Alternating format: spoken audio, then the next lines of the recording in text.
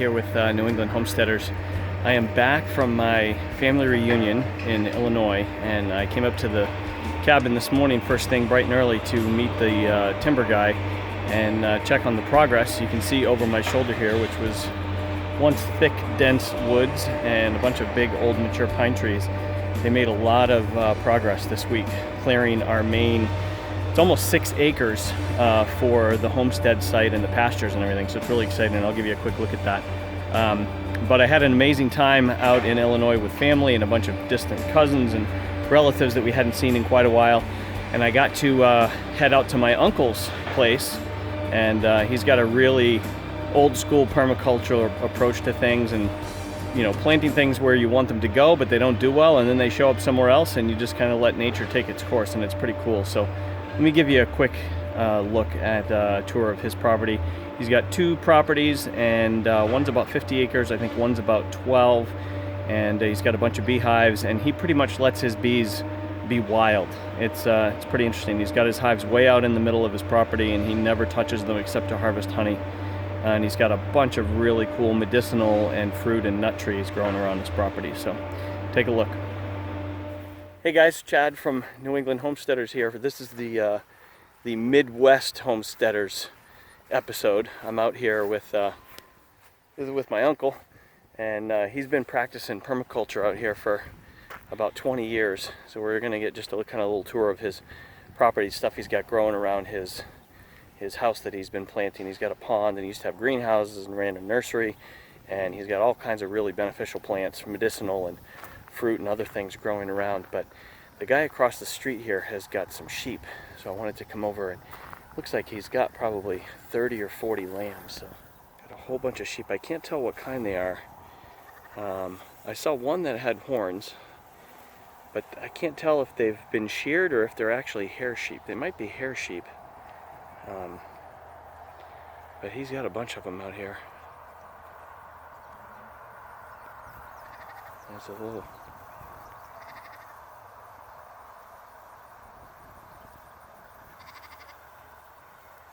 Nothing cuter than these little baby lambs. Penetrates through bone. It has the same vibrational tonnage as our cells. This castor oil? Yeah, it's really a super healer. They've used it for thousands of years, but they don't talk about it anymore. So these are Those are ginkgo trees. Ginkgo biloba. So when you have the ginkgo biloba extract that you can buy, like what is that? Is that extracted from the leaves? The leaves, right. Now, the roots are stronger. It's like 1% versus like 3/4 when you extract it, but when you get the roots, of course, it kills you. But I used to do the roots. I harvested them when they were about 3 foot tall. Over here we got this is red raspberries. A few of them sitting there. This is burdock here. Now, this is one of the best cleansers there is right here. Burdock. The root of this, you would I've heard of that before. Yeah. Burdock is in the Easy-Ag formula, so it's excellent. So most of these, you dry them up, grind them? The root, yeah, yeah. Then you could mix it in with.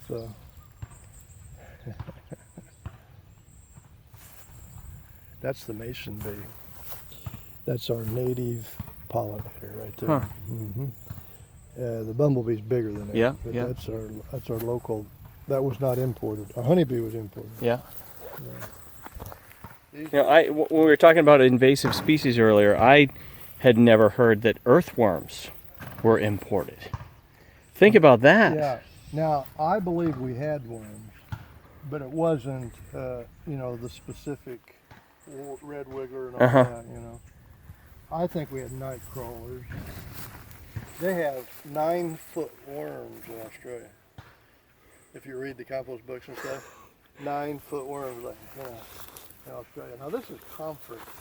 Oh, comfrey. So now, so there's 2 different kinds. There's a kind that only spreads through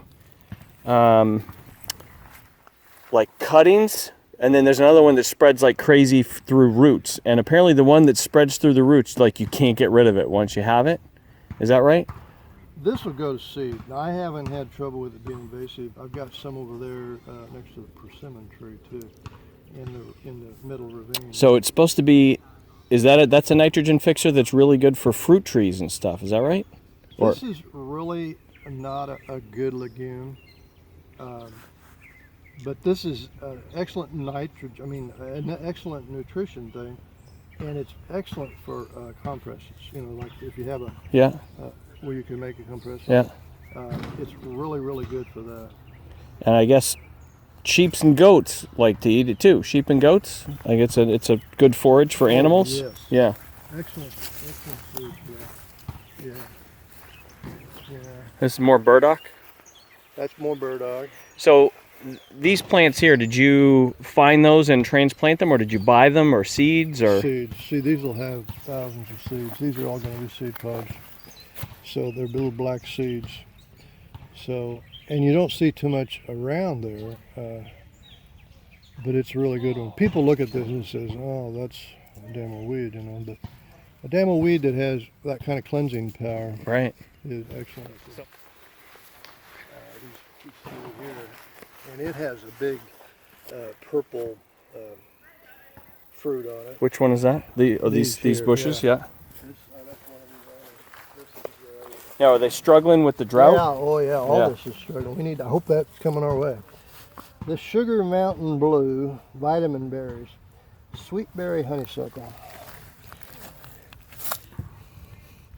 Huh, cool. Yeah, see the fruit, it's elongated and there's a lot to it. Yeah. But this is thornless blackberry there. And it'll run so you can keep digging up the runners on it. This is a sour cherry. That's Montmorency. And the other one, no, that one's a Montmorency. This is a sweet cherry. Yeah. Look at Japanese beetles love them. Wow, yeah. And this over here is a shell bark hickory. They're in the river bottom, but you don't see them on high ground too much. But that's the real big, looks like a coconut hickory. Yeah. Shell bark, they call it. Now, is that one that you found somewhere, or did you buy that from a nursery? I bought it from Forest Keeling over on the Mississippi River. But they do have them in the river bottom. But most of my hickories are the shaggy bark, and pignut over at the land. So those kinds of nut trees, can you successfully get those to grow from seed? Like if you go out and pick up seeds, you can get them germinate and... Yeah, they need to be stratified. Stratified is throwing them in the freezer for a while. Oh, okay. But if you just had a bed and you buried them, 3 or 4 inches, and put chicken wire over them, try to keep squirrels out of them. Yeah. That'd be all right because you're going to have that freeze thaw throughout the winter. This more horseradish, this asparagus, and these are the seeds coming on. Yeah. And the asparagus is a cycle, right? It's like this, and then years later it looks like the asparagus that we eat. It's got two different phases. This frond, if you would have harvested it when it was young, it would have been that. Oh, it would have looked like the But asparagus this we eat. continues on, it goes to seeds. Okay. Yeah. So I harvested a number of them. These are big. A lot of them are smaller, but this is in a little mixed planting, which they like. And you said that this horseradish is the root also. Yeah, it's a root. Yeah. Mm-hmm. And then this is the elderberry hedge, this whole... Right, that's the whole elderberry patch, and that's what the roses there. So I'm going to get some cuttings from his elderberries and take those back to the property and get those planted as well. And then what's this mix of trees you've got down in here? Oh, we've got winterberry, which I harvest the berries in the fall for Christmas, Yeah. And then more decoration, right, like ornamental, yeah. And blueberries, and then if we go down into the bottom, we got more comfrey. This is yarrow. That's to coagulate blood. Yep. And pawpaws, you said somewhere down here. yeah, that's pawpaw. There's a big pear tree. Bartlett, did you say that was? Yeah, that's Bartlett pear. Pawpaws, persimmons. Persimmon. And that's starting. So the persimmons are they? Okay, yeah. Here's one right in here. We can see. Yeah, yeah, they're starting. Yeah. Now this guy, you need a pollinator for these. There's a bunch of them in here. Oh yeah, yeah. You need a pollinator, so you've got some that are male over there that will help the fruiting of this one. And I try to keep these limbs low like this. I don't trim them on purpose, so it's easy to harvest. Yeah. And then this is an apple, and what's this disease it has? It's a rust. A rust, and is it a cedar? It's a cedar. It has to do. This has to do with. It's a scale too. It has a little scale, but the rust is on it too. Which is, if you have any cedar trees, you're gonna have some of that. Yeah. So two of the apple trees that I bought this year, the yellow delicious, I think, have this cedar rust on them, and it said as long as there's cedar trees within a certain number of miles, you're probably going to get it. Yeah, that's right. That's right. And then what are these? These berries? Those Is are more winter berries. winter berries? Okay. I wholesale those. I sell them to flower shops. The cuttings with the red berries on them. Yeah. Okay. Yeah. Yeah. These leaves fall off, see, in the winter, so it's all just the stems with red berries. Huh. And so I harvest. That's a male right there, so it needs a pollinator too. Okay. That's a male. All of these are female, and down in there's all female. And so that's why you have a lot of Awesome. yeah. And then what about these just kind of ornamental grasses? Ornamental grasses. Yeah. I got in the background here. We got because they castor beans. We got the zinnias, and I've got some purple coneflowers, and then some of this. The Japanese beetles got it pretty bad, but that's catnip. That's all catnip. And this is lamb's quarters. Yeah, that's a big lamb's quarters plant right there. Yeah. Now, what's the catnip function? Catnip is supposedly to try to help deter some of the bugs. Ah, okay. Because they deter a lot of things. You could throw that catnip around the frame of your house, and it helps with rodents and stuff. Huh. And is that what's that one? Horse chestnut. Horse chestnut. Okay. Yeah. And then I've got hazelnut. These are hazelnut right here. Oh, I wanted to get a shot of the witch hazel plant too. Yeah. These are hazelnut.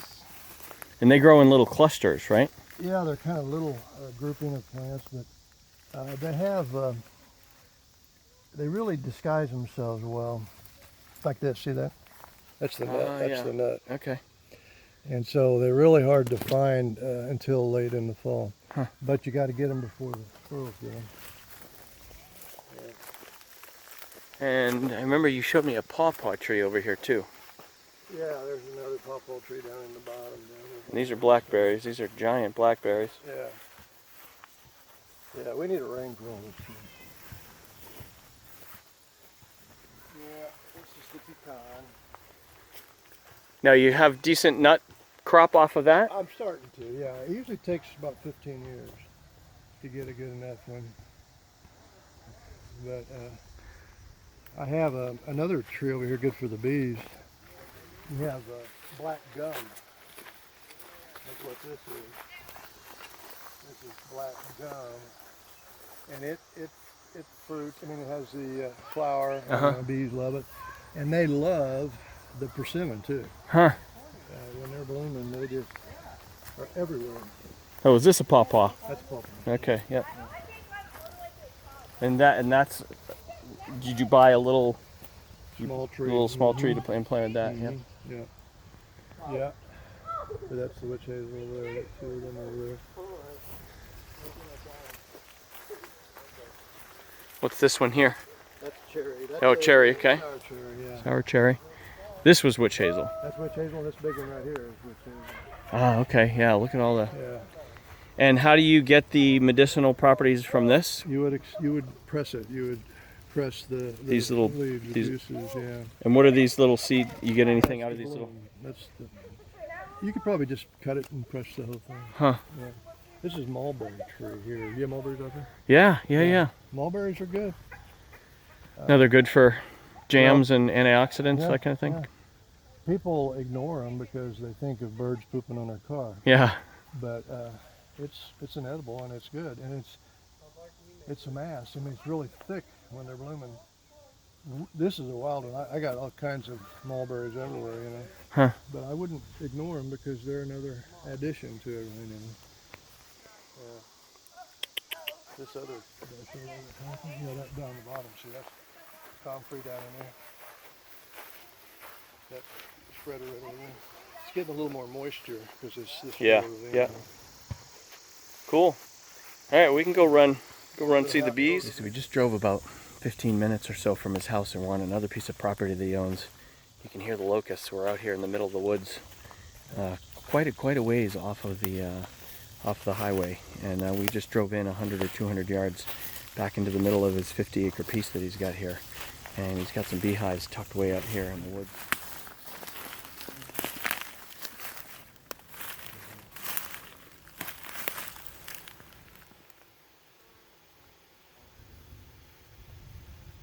When's the last time you did like an inspection and looked down in these? I did it in March. I give them some. I save the top stuff, the leftover pollen and stuff when I harvest, and I put it in a big jar. So early spring, when there's not much to work on, I'll put it out here and get it going. Yeah. So how many hives you have total? We've got, I would say, 6 good ones.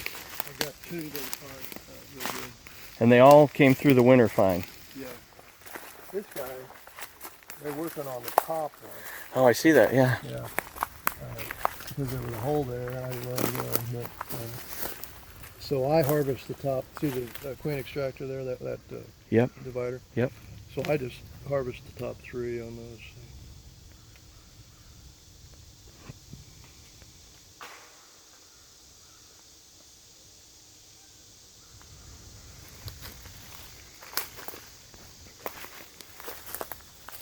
So those bottom brood boxes pretty full? That's full. Wow. That's why I definitely need to harvest every year because they got to have room. Right. The backside is really beautiful. I mean, it's big hickories, big pigment hickories, real big ones. It's never been cut over for a long time. Wow. And that's where the big ravine goes down to the swampy area. I think I remember being down in there. Yeah, mushrooming. If you ever mushroomed over here, we go down in there and find a lot of them down in there. Yeah, I tried to get your dad to go this year, but he's too busy. Find a lot of morels. Yeah, that's what we look for. Yeah, I'm excited to get us set up down in back of our cabin. We've got those 2 big old giant oak trees I told you about that are like 200 plus years old. Yeah. And the little stream down there, I want to set up a little area that'll be like a little meditation area. Oh yeah. To go down and just hang out there by the stream, and